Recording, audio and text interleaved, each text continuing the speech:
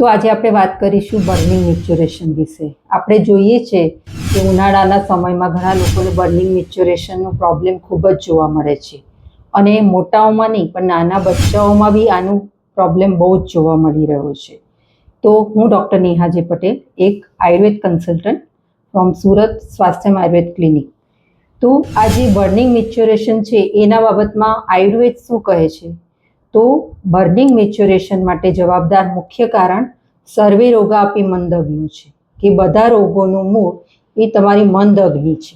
એવી રીતે બર્નિંગ મેચ્યુરેશનનું કારણ પણ મંદ અગ્નિ છે.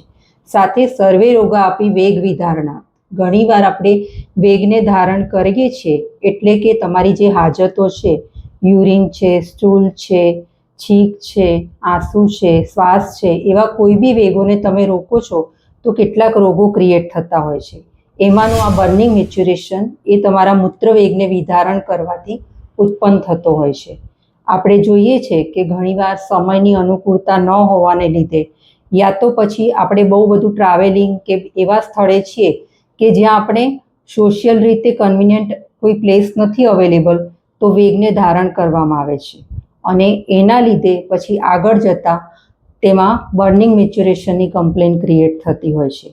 આ રીઝન એ બાળકોમાં બી જોવા મળે છે કે એમને સ્કૂલની અનકન્વિનિયન્ટ પ્લેસ યા તો પછી બિઝી શિડ્યુલના લીધે એ વેગને ધારણ કરે છે અને એના લીધે પણ એ લોકોમાં પણ બર્નિંગ મેચ્યુરેશન ક્રિએટ થતું હોય છે.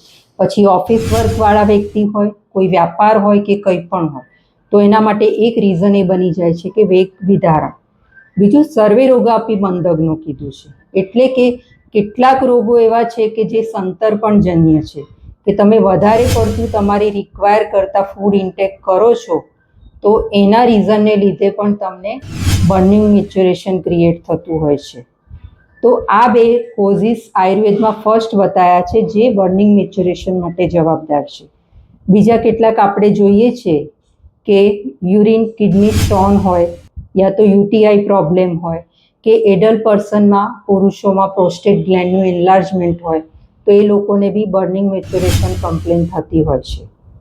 બીજું સૌથી અગત્યનું જે આ રૂટિન લાઇફસ્ટાઇલ છે એનામાં આપણે જોઈએ છે કે ડિહાઇડ્રેટ ફૂડ ખૂબ જ લેવામાં આવે છે, એટલે કે ફાસ્ટ ફૂડ, જંક ફૂડ, કેટલાક એવા કોલ્ડ ડ્રિંક્સ અને સાથે સાથે ટી અને કોફી કે જે રિકરન્ટ વારે વારે સેવન કરવામાં આવે છે. એના લીધે શું થાય છે, બોડીમાં ડિહાઇડ્રેટ થાય છે અને ડિહાઇડ્રેટ થવાને લીધે એને બર્નિંગ મેચ્યુરેશનની કમ્પ્લેન ખૂબ જ વધી જતી હોય છે. તો મારો ખાસ આગ્રહ છે, જો તમારી લાઇફસ્ટાઇલમાં તમે ડિહાઇડ્રેટ ફૂડનો રિકરન્ટ ઉપયોગ કરો છો તો જો એ ફૂડ તમે અવોઇડ કરશો તો તમને આ કમ્પ્લેન નહીવત થઈ જશે.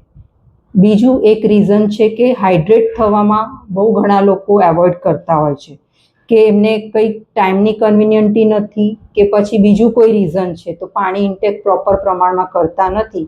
જે દિવસનું 7થી 8 ગ્લાસ પાણી પીવું જોઈએ તે એવોઇડ કરે છે અને એના લીધે પણ બર્નિંગ મેચ્યુરેશનની કમ્પ્લેન ખૂબ જ વધી જતી હોય છે. તો આ વાત થઈ એક નોર્મલ કોઝિસની, કે જે મેઇન જવાબદાર કારણો છે જેના લીધે બર્નિંગ મેચ્યુરેશન થતું હોય છે. હવે આપણે એનાથી બચવા માટે શું ઉપાયો કરવા જોઈએ જેથી બચી શકીએ?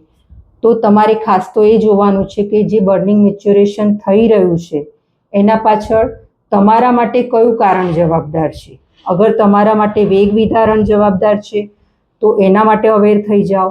જો એ કારણ નથી કે તમારે સર્વે રોગાપી મંદ અગ્નો કીધું છે, એટલે કે તમારા માટે અગ્નિ પ્રદીપક ખોરાક જરૂરી છે, તો એના માટે ખાસ અવેર થવું જરૂરી છે. તો આજે કેટલીક નાની નાની રેમેડીની વાત કરીશ કે જે તમે અપનાવશો તો તમારા ડાયજેશન સિસ્ટમને સારું ઇમ્પ્રૂવ કરી શકશો અને જે આ બર્નિંગ મેચ્યુરેશન છે એને તમે અટકાવી શકશો. તો પહેલું સૌથી આયુર્વેદમાં શ્રેષ્ઠ ડ્રગ કહેવામાં આવ્યું છે ધાન્ય. ધાન્ય એટલે કે ધાણા, જે સૂકા ધાણા હોય છે એ તમારે સૂકા ધાણાનો ઉપયોગ હિમ અને ફાંટના રૂપે કરવાનો હોય છે. હિમ અને ફાંટ એટલે કે તમારે 2 ચમચી જેટલા સૂકા ધાણા છે એને અધકચરા કરી અને જે શીત પાણી છે, માટલાનું ઠંડુ પાણી છે, એ ઠંડા પાણીમાં 6 થી 8 કલાક પલાળી રાખવાનું છે અને એ પાણીને તમારે દિવસ દરમિયાન રૂટિનમાં પીવામાં ઉપયોગ કરવાનો છે. બીજું હિમફાંટ કીધી છે. હિમફાંટ એટલે કે જે ફાટ તમે ચાને કેવી રીતે તમે ઉકાળીને બનાવો છો, કે ચાની પાણીને ઉકાળો છો અને એમાં ચાની ભૂકી નાખો છો, એવી રીતે તમારે પાણી થોડું બોઇલ કરવાનું છે અને એ પાણીમાં તમારે આ જે ધાણા સૂકા છે એને નાખી અને ઢાંકી દેવાનું છે. જ્યારે નવસેકું ગુનગુનું પાણી હોય ત્યારે તમારે દિવસ દરમિયાન એને પીવાનું છે. આનાથી શું થશે કે જે બોડીમાં ટોક્સિસિટી છે કે એસિડિકતા છે એ બધી જ યુરિન દ્વારા ફ્લશ થઈ જશે અને બોડીમાં એક શીત વાતાવરણ ક્રિએટ થશે, જેનાથી બર્નિંગ મેચ્યુરેશનમાં ખૂબ જ રાહત રહેશે. બીજું એક કારણ છે કે સંતર્પણ, કે તમને ખબર છે કે આ મારું ઓવર ઇટિંગ ફૂડના લીધે ક્રિએટ થયેલું છે, તો એનો તો એક જ શ્રેષ્ઠ ઉપાય છે કે તમે લંઘન કરો, ઉપવાસ કરો. અને શક્ય હોય તો જે દિવસે ઉપવાસ કરો છો એ દિવસે ખાલી ઉષ્ણોદક એટલે કે ગરમ પાણીનું સેવન કરો અને સોલ્ટ અને એટલે કે નમક અને ખાટો રસ એ ખાસ એવોઇડ કરવો એ જરૂરી છે. તો તમને દિવસ દરમિયાન જ 70% એનાથી રિલીફ થઈ જશે. બીજું એક અગત્યનું છે કે હાઇડ્રેટ થવા માટે તમે કેટલાક જ્યુસી વસ્તુનો પણ ઉપયોગ કરી શકો છો, જેમ કે નાળિયેર પાણી, શેરડીનો રસ છે, બટર મિલ્ક છે, જે પ્રોબાયોટિક ફૂડ છે તેનો પણ ઉપયોગ કરી શકો છો, કે જે એક હાઇડ્રેટ વસ્તુ પણ છે અને સંતર્પણથી તમને બચાવે છે અને બોડીને સેટિસ્ફેક્શન આપે છે. બીજા કેટલાક ઔષધો છે કે તમે રેગ્યુલર રૂટિનમાં ઉપયોગ કરી શકો છો, જેમ કે રસાયણ જોઈએ છે, ચંદનાસવ જોઈએ છે, ચંદ્રપ્રભાવટી જોઈએ છે. આ બધા ડ્રગ એવા આપેલા છે કે તે તમે તમારી પ્રોબ્લેમને અનુરૂપ વૈદ્યકીય સલાહને લઈને તમે એનો ઉપયોગ કરી શકો છો. બાકી એના પહેલાં મેં જે રેમેડી આપી તે તમે રેગ્યુલર રૂટિનમાં પણ ઉપયોગ કરો તો કોઈ વાંધો આવે એવો નથી. બીજું બર્નિંગ મેચ્યુરેશનનું એક કારણ એ પણ છે કે પર્સનલ હાઇજીન માટે અવેર ન રહેવાથી.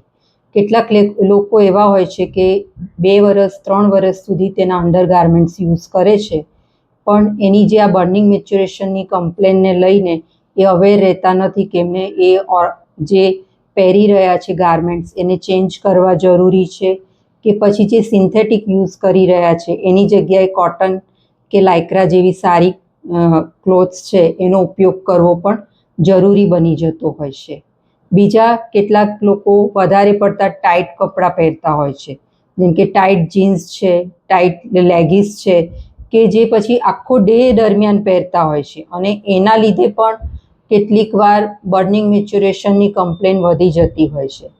ક્યારેક વોશરૂમ ગયા પછી જે આપણે ક્લિનિંગ કરવાનું હોય છે એની પણ યોગ્ય વાઇપ્સ કરવાની પદ્ધતિનો અભાવ હોવાને લીધે પણ ક્યારેક પર્સનલ હાઇજીન ધ્યાન રાખવાથી પણ બર્નિંગ મેચ્યુરેશન ક્રિએટ થતું હોય છે. તો આ બધી મેટરને લઈને એક ઇન્ફેક્શન છે એટલે ઇન્ફેક્શનમાં હાઇજીનનું પ્રોપર ધ્યાન રાખવું એ ખૂબ જ જરૂરી બની જતું હોય છે. નમસ્કાર.